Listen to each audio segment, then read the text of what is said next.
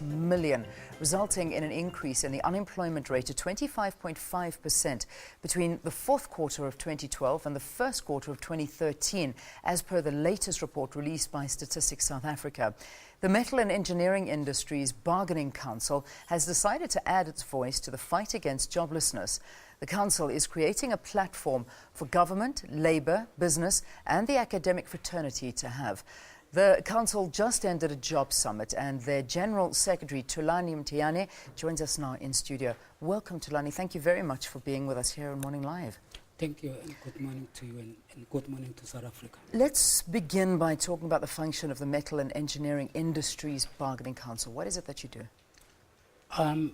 Our main responsibility is to make sure that we enforce the agreement that have been signed by the parties at the bargaining council in our industry, and make sure that each and every employer understand the agreement and then thereafter implement that particular agreement. That's one of our main responsibility. But the other responsibilities around collective bargaining. We are a platform, or create a platform for employers' bodies and trade unions to come and negotiate salaries and wage increases together with working conditions in the bargaining council. Okay. Now, this job summit, it's been running this week. How was it? What came out of this job summit for you, the most pertinent points? Okay.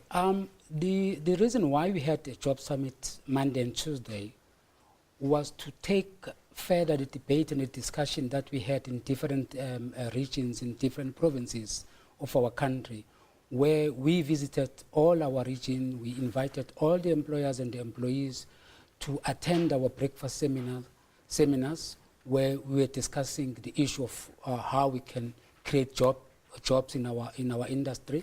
The industry that at one stage was employing 1 million employees, today employs only 300,000 employees. And we felt that people on the ground should guide us in terms of what needs to be done to make sure that there is job creation that is happening in that industry. Why? Why is it's so much lower? I mean, from 1 million down to 300,000. What's happened? It's a number of factors. Businesses are closing down. The competition for our people, where you find that they manufacture stuff in South Africa, and then they compete with China and other countries who dump stuff in our country, and then it becomes expensive for business people in the country to run their businesses in the light of all these products that comes and compete with our people, employers and business people in our country. Yeah. So I mean, this was obviously discussed at the summit, and I mean, this is 700,000 people that once had a job and now they don't have a job, and this is a massive crux of the population here in South Africa, and I mean, many South Africans working in the metal and engineering industries. So what do we do? What were some of the solutions that were brought forward?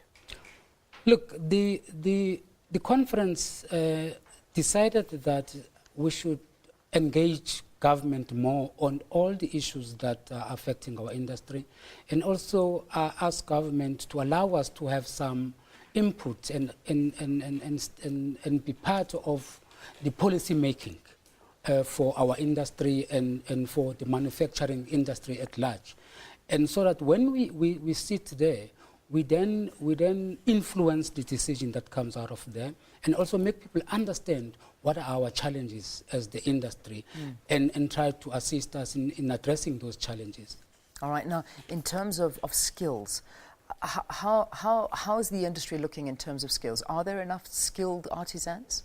No, we don't have enough skilled artisans. In fact, we invited a CEO of our SITA to come and address the conference itself, and also participate in the commission that dealt with skills.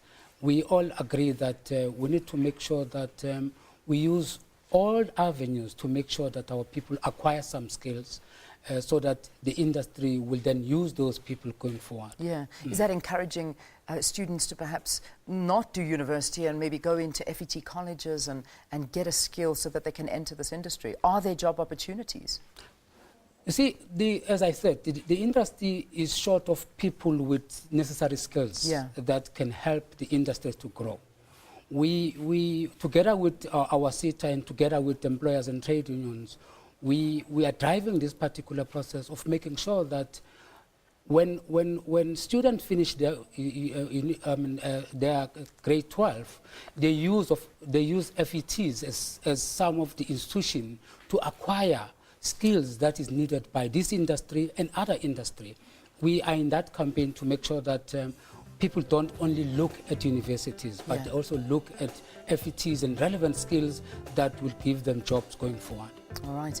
Thank you for talking to us. I do hope that that a lot changes within this industry, and huge potential there for loads and loads of job creation. So I'm glad the summit was held. There was the Metal and Engineering Industry National Conference, a summit on job creation that was held this week, ended yesterday, and we were joined by the Council's General Secretary Thulani Mthiyane, talking to us just about some of the issues affecting that industry.